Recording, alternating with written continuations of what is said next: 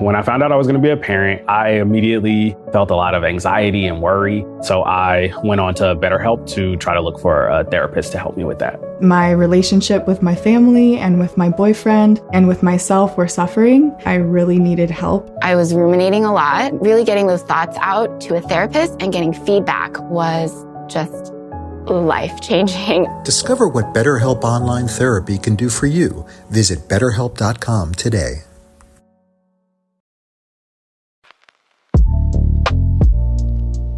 Welcome to CJ Moneyway Media, a storytelling platform built brick by brick, where conversations become lessons and experiences become perspective.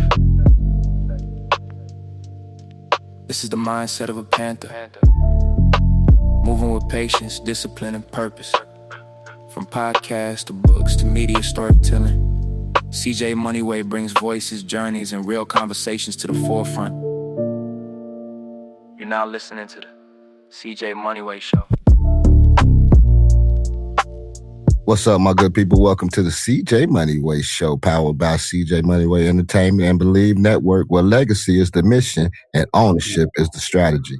Today's conversation isn't about hustle. It's about holding. It's about shifting from income to ownership, from survival to scale, from reacting to building. Hey, let George and Carter talk about this, man. What's up, brothers? Welcome to the show. What's going on, man? Thank you for having us, brother. Happy to be here. Yep. I thank y'all for taking the time out y'all busy schedule, man, to join the man on the show, man. Hey, first question I got to ask, man. Let's start with the $100 million vision, man. Why do you believe it's possible? Man, so not only do we believe that's possible, because we've already eclipsed that one, but we have a $100 billion mission. Oh, that's what I meant. 100. I got the big behind that. I got you. Oh, no, all good. All good. Yeah. So why do we believe it's possible? So, our goal is to help 100,000 people of color achieve their first or next 1 million in net worth. And that will effectively allow us to reach that mission. The reason why we think it's possible is kind of a multi-pronged approach, right? Number one, every year, we bring on a bunch of new clients that we're able to work with closely. And in the last 12 months, our clients improved their collective net worth by 244 million. So making some good strides there. In addition to that, every year we educate free of charge, actually, about, what'd you say, Carl, about north of 30,000 people opt into our free workshop annually? Attend? Yeah, opt-in is different, but attend, yeah. Yeah, 10. Opt-in is probably more.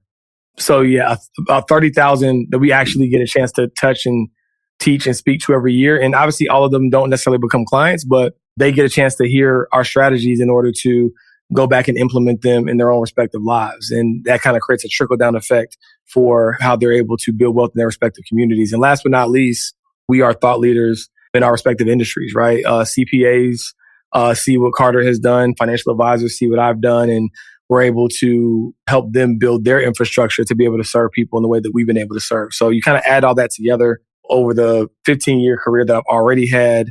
Plus, I think Carter's been doing it for 13 years. We feel very strongly about being able to reach that goal. Man, I like it, man. Before we go any further, man, you got to give us the information on what people can come and get some of this guidance, man, get some of this knowledge. Yeah. So if you comment on any of our posts, me or Carter, comment the word class. We do complimentary classes every single week where you can come and learn what we're doing. And then ultimately, if that's interesting and you got value, we do a virtual workshop. We're not just for one day, but for 5 days, we're sharing our top strategies so that people can learn how to pay less taxes and use that tax savings to build more wealth. Okay. Let me ask you, man. Most people think earning solves wealth gaps. Why do you say tax strategy is the real lever? Yeah. So the two reasons. One, it's not about how much money you make. It's about how much money you keep, right? And so if you make $100,000, but you're only keeping 60 because you're giving $30,000, $40,000 away to taxes, it's really hard to build wealth that way. And a lot of people look at what they earned. A lot of people spend on what they earn, but they don't really understand what they truly take home, right? And so if there's a big gap between what you think you make and what you actually bring home, it's going to be impossible to build wealth. That's number one.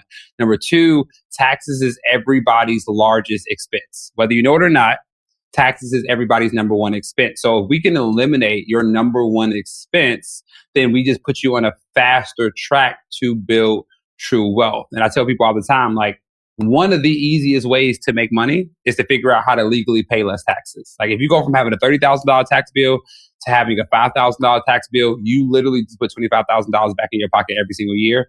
And with that extra money, it's just going to be easier to build wealth. Oh, man. Well, I need to talk to you then because I just filed my taxes a couple weeks ago and I know exactly what you're talking about, bringing it home and taking away. And they ain't even including the child support that I had in there, man. I don't even want to go through the numbers, G. I don't even want to say the numbers, man. You know what I'm saying? They stretch all the way out to North Carolina, bro.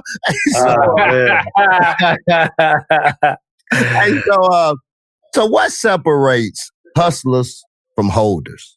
What separates hustlers from holders? That's a good question. I feel like hustlers are looking for a quick come up, right? They're looking for the next big thing. You look at them one year, they're talking about one thing. The next year, they're talking about another thing. There's no real consistency and continuity in who they are. Because they're just chasing what's hot, right? And how can they make a quick buck. Holders are long-term thinkers, long-term builders. They're digging their heels in to build a real foundation, to build something that's sustainable and meaningful, right? So for example, I always like to say people look at the fruits, but they don't see the roots. I feel like holders are people who dig deep roots so that they can support this tree that can hold all the fruit, right? And so that's how I would articulate it. Just somebody who's long-term thinking versus somebody who's short-term thinking. I like that. Carter, man, you want to elaborate on that a little bit? Yeah. Hustlers focus on working hard for money, while holders focus on their money working hard for them. I like it, man, because, I got a little thing, and it's kind of like what you were saying, G, legacy over likes. Actually, I'm writing a book called Planting Seeds with CJ, and discipline builds legacies. And so, like what you were saying is like some things, likes, they only last 24 hours. We do a lot of things on the internet or social media just to get attention, you know what I'm saying? But legacy, man, that lasts generations. And that's something that you guys out here teaching, not only, you know what I'm saying, like generations where we instill stuff, man, but y'all out here teaching cats how to go out there and have that generational wealth, man. And I'm loving it, especially seeing what I'm seeing right now. I ain't gonna go there, but y'all know what I'm talking about. And so, let me ask you this, man. How do you move somebody from survival mode to ownership mode? Man, that's a really good question. How do you move somebody from survival mode to own? I think the key there is they have to get out of survival mode. I think you have to you can't focus on building wealth when you can't take care of your basic needs, right? And so the first investment before anybody want to learn about making passive income, I'll say it this way. A lot of people want to make money when they're asleep, and they haven't figured out how to make money when they're awake, right? So people want that easy because it sounds good. It's like, I want to make passive income. I want to get mailbox money. I'm like, bro, you haven't figured out how to make money when you're awake. So I think in order to get out of that survival mode, you have to invest in the most important asset class, which is yourself. You have to develop high income skills that the marketplace will pay you enough money so that you're out of survival mode. But if you can't get past that, it's going to be very hard to be thriving. It's going to be very hard to build wealth. So investing in you, getting those high income skill sets, becoming a person of value to the marketplace. And then once you have those resources, starting to steward them the right way to build long-term wealth. Carter, man, let me ask you this, man. How did your health battle shift your urgency and your leadership style? I mean, I feel like anything that you go through is a test or a testimony, right? And I Bleav that you could turn any pain to a profit. You could turn any adversity into advancement. So whatever you go through is not only meant for you to get through, but it's meant for you to show others that they can get through it too. So I Bleav that the strongest leaders have went through hard times, because you can't be resilient if you never had to do anything to build the muscle of resilience. And so whether it's a health issue or childhood trauma, I actually feel like adversity is the best gift if you have the courage to open the package.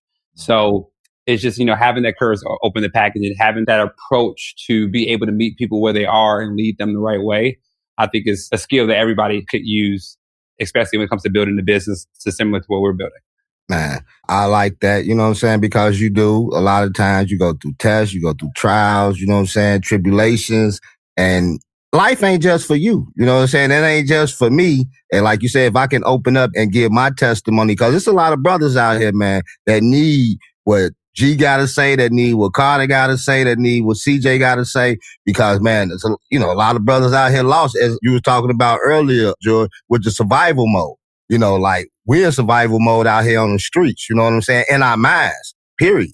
And so, like what you were talking about, the marketplace and things of that nature, like it all coincides with life because, you know what I'm saying? Like when I'm in survival mode, I ain't thinking about trying to, you know what I'm saying, accumulate wealth and things of that nature. I'm just trying to get through the day. I'm just trying, you know what I'm saying? I'm just trying to make $1 out of 15 cents. That's the mentality that a lot of us have, man. But this knowledge that y'all giving us today, man, hey, people can eat off this, man, because your boy, I'm going to push class on one of y'all posts, man, because I got to come get this knowledge, man. Which let me ask you this, G, man. Let me ask you this, George. Why is financial literacy still being taught incorrectly? Why is it still being taught incorrectly? Because people are trying to emulate something that they have not become themselves. And they're trying to piece together what they think other people are doing from the outside looking in, right? One thing we always like to say is you cannot be what you can't see, right? But at the end of the day, like it's even bigger than that.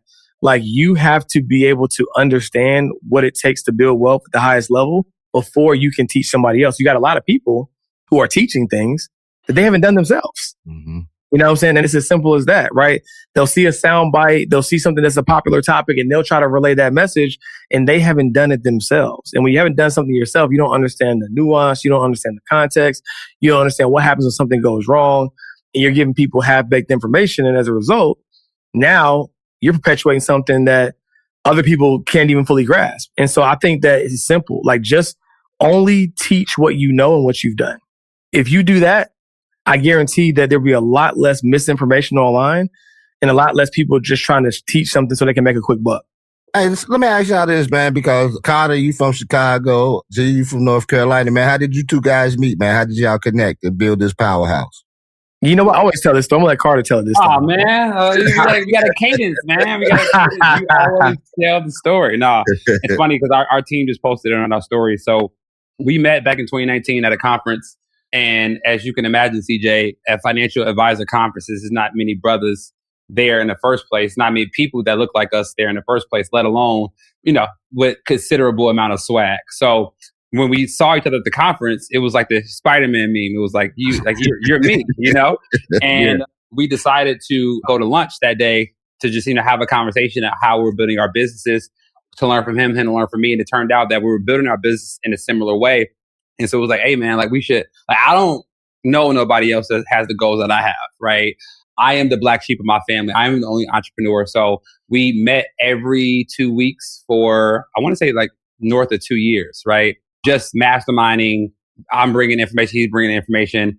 And we were like, man, like this is really good. Maybe we should turn this into a podcast. So we turned it into a podcast. And then a few years later, it was like, man, like we can build a business together because he already had his firm of clients that he was helping with wealth management. I have my firm of clients I was helping with tax strategy. So we said we combine the tax strategy plus the wealth management. We can create an all-in-one, one-stop shop for financial services and really built this business that's bigger than us. And we've been doing that ever since. And so, getting in the room at the right time has put us in position to change a lot of lives. Let me ask you this, Carter, man. I like that the explanation that you gave. You say, like we saw each other. We went out, ate because you're the black sheep of the family, the first entrepreneur in your family. I got this thing, George, man, like when you're the first one to do something in your family, it ain't no blueprint. It ain't nobody that's before you that you can go ask, like, how can you do this? You the only one. So Carter, like when you met George and you say like, you don't know too many people that had the same goal, the same mindset that you had. Like, man, was that a relief? You know what I'm saying? Because you didn't have nobody to lean upon yourself for like social media, like how you go and look stuff up, your research stuff. You know what I'm saying? I know you're a pretty smart guy, so I know you did a lot of research over your time. Probably researching right now. So like, you know what I'm saying? Like that connection, man. How did it feel once you guys like truly got connected like that? Yeah, I mean, it feels good to know you're not crazy, right? And pioneers always take the arrows in the back because they're first, right? And so part of it is just getting around somebody that helps you realize that you're not crazy, especially when everybody around you is telling you that you're crazy, because society has taught us to go work a job 40 years, retire at 65. And we like, I don't want to do that. I want to do what I want to do. And so number one, you find out that, you are on the right track and it's okay to have a bigger vision. And number two is just having that entrepreneurship could be extremely lonely, especially if you don't have a team yet. Like you know, people like, can I speak to the head of sales? And it's you. People like, can I speak to the head of HR? And it's you. And so having that person to bounce ideas off of, I think it's mandatory for anybody who wants to succeed at anything. If you want to win at any area of life, I personally believe you have to commit with the 3 C's. You have to commit with your cash, commit with your community, and commit with your calendar. So the fact that we committed with our calendar and the community that we had, we eventually put our cash together to build this business. So that's why I think we need to succeed in any area of life. This episode is brought to you by CJ Moneyway Media, where podcast ideas become platforms. Through the Moneyway Lab Masterclass, CJ shares real lessons from the lab for creators building their voices brick by brick. From powerful guest conversations, storytelling that inspires growth. CJ Moneyway Media is about one thing, building legacy through stories. Learn more at cjmoneyway.com.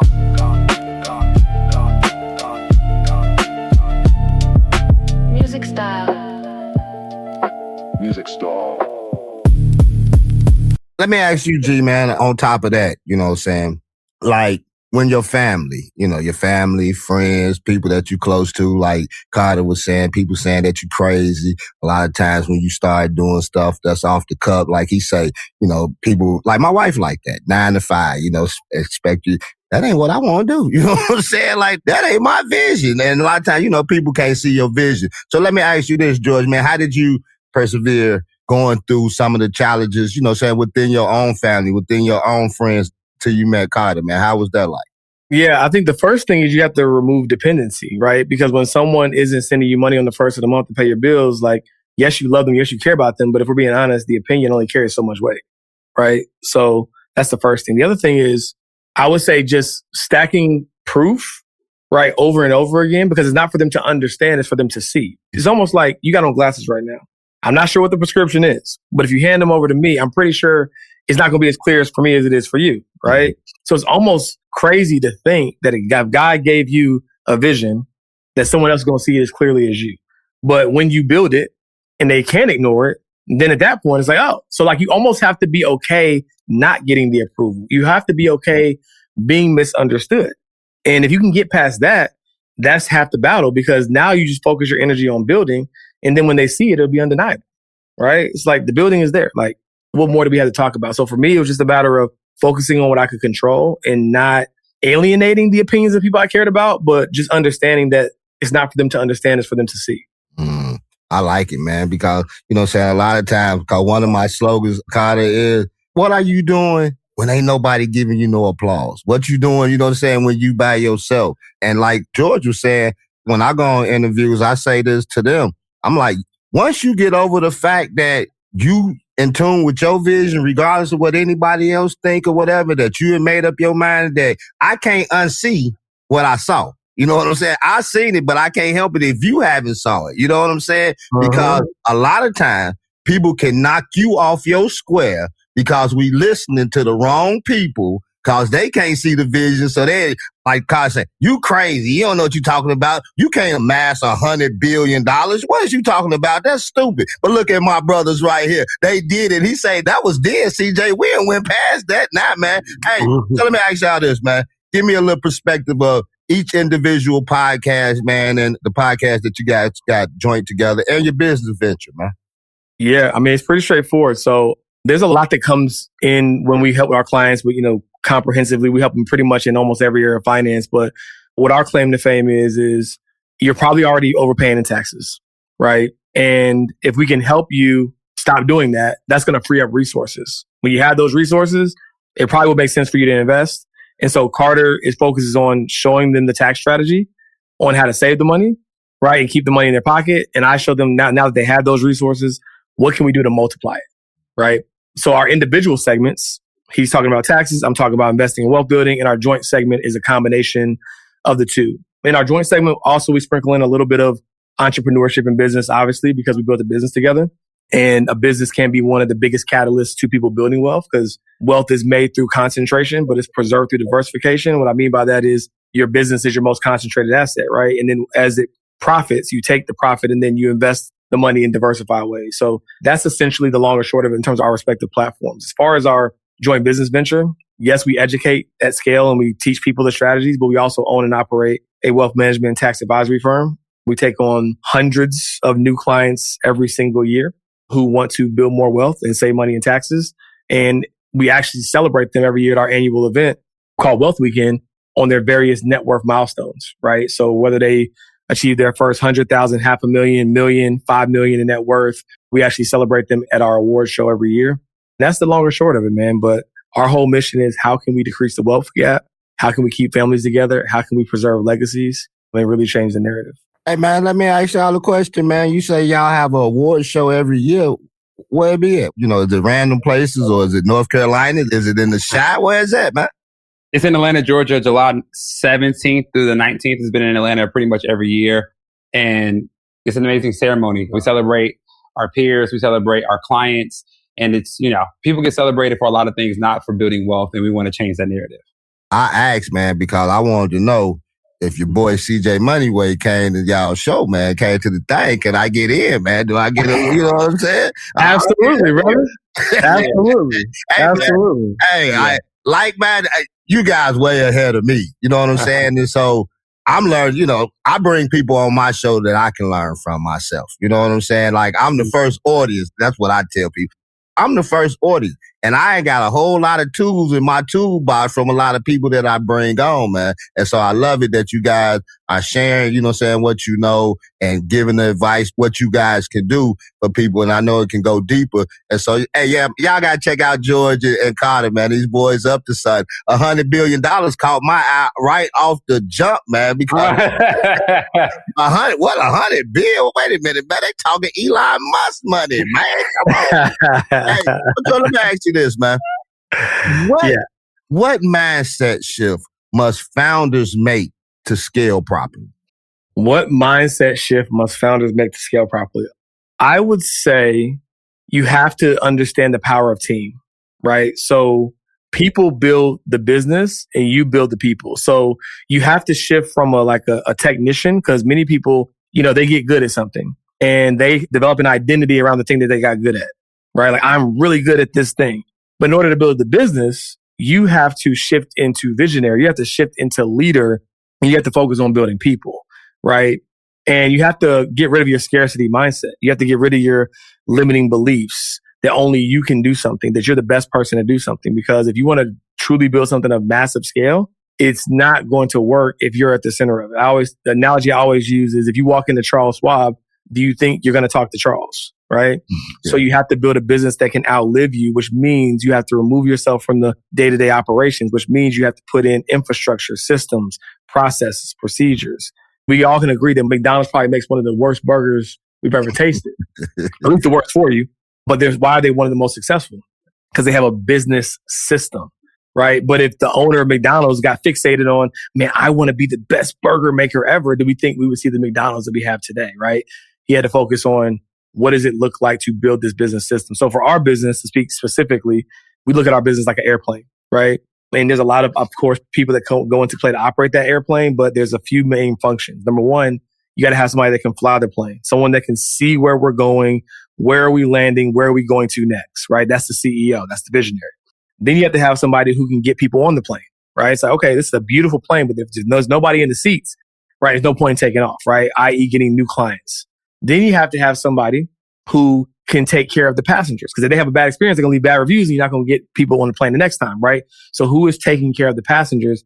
And last but not least, you have to have someone who's actually taking care of the machine, who's making sure that the machine is operating properly. So that's operations, that's sales, that's client fulfillment, sales and marketing, client fulfillment, and of course, the visionary who's the CEO. So those are the core functions that you have to have in order to scale. But ultimately, if I had to sum it all up, you have to be willing to let go. I like that, man. I like the airplane analogy too. So I take it that you guys are the pilots. Huh? Yeah, so I'm the CEO and Carter is responsible for getting as many people on the plane as possible. Oh, man. Hey, so I want to get on a plane to Atlanta, Georgia, July 17th, 19th. I ain't going to forget that, brothers. Hey, you see CJ Money, I'm coming. Hey, I know them personally. Hey, North Carolina Tar Heel fan, and my man Carter from the South Side, and he don't like the Sox, just like me. So, Carter, man, let me ask you this, man. In 2030, what would the wealth conversation look like if your mission succeeds? 2030? I mean, I feel like in 2030, which is 4 years from now, we should be very close to hitting our company mission goal. And I think what success looks like even deeper than that is we bridge the wealth gap between Black and brown people is tightened, because in this day and age, it is not our fault we don't have this information, but it is our responsibility to get it. I'm a firm believer in that. And in order for us to build wealth, we first need to understand that we're worthy of wealth. And hopefully by 2030, we've done a great job at painting the narrative for our people that we are worthy of wealth. And instead of wealth being a outlier for people that look like us, we want to normalize it, right? And so normalizing Black and brown wealth will be something, a huge accomplishment for us. 2030, we look back and we were able to do that. And I hope you guys, matter of fact, I don't hope you guys are going to do it. $100 billion is already proof in the pudding. Whatever you guys set y'all mind to do, man. Who thinks of $100 billion, man? You know what I'm saying? That's a lot of dough, man. And you put your mind to do it, y'all accomplish that, man, and more. Whatever you guys put your mind to, man, I know this gonna come to pass, man, because we serve Almighty. I don't know y'all, Almighty God. That's Almighty. Hey, so, George, man, let me ask you this, man. Last question, man. I appreciate you guys coming on, man, taking the time out y'all busy schedule, man, coming to entertain your boy, CJ Moneyway. Hey, but before I go there, man, where can we find you guys at, man? Where can we find you on social media? Where can we find your company, everything, man? Yeah. So as far as our business brand, that's Melanin Money on all platforms, social media, YouTube, Apple Podcasts is the Melanin Money Show. Individually, on Instagram, probably the platform that we are the most active on outside of YouTube. So I'm George Acheampong Jr. Probably going to want to put that one in your show notes so people can spell it. And then Cofield Advisor on Instagram as well for Carter. So, George, let me ask you this, man. If someone is making six figures today but feels stuck, what are they missing? They're paying too much money in taxes, and they don't feel like they have enough free cash flow to be able to maximize their wealth building. So that's the first step, is to minimize and mitigate those taxes, and then use that money to multiply following the strategies that we teach. Man, so I appreciate you guys, man, coming on the show today, giving us this knowledge, man. Again, as I said, dropping these nuggets. Hey, this conversation with Carter and George is a reminder that wealth isn't built by working harder alone. It's built by owning smarter. Too many people are stuck chasing income, stuck in a cycle of earning and spending. But today we talked about making the shift from hustle to holding, from checks to ownership, from temporary to win, lasting legacy. Hey, if you enjoyed this show, if it challenged your mindset around money, share it with someone who's ready to level up financially. And if you haven't already, take a moment to rate the show. It helps us keep bringing conversations like this to a global audience. Until next time, hey, build brick by brick, like my brothers over here from North Carolina and Chicago, they have built it brick by brick. Until the next time, it's your boy CJ Moneyway with my boy George and Carter. We out of here. Peace. You've been listening to the CJ Moneyway Show. With real stories, real lessons, and real perspective come together. Remember, move with patience, move with purpose. That is the mindset of a panther. Until next time, keep building your legacy brick by brick by brick by brick. Music style. If you like the show, please take a moment to rate, review, and subscribe. It really does help the show to grow. Thank you for listening.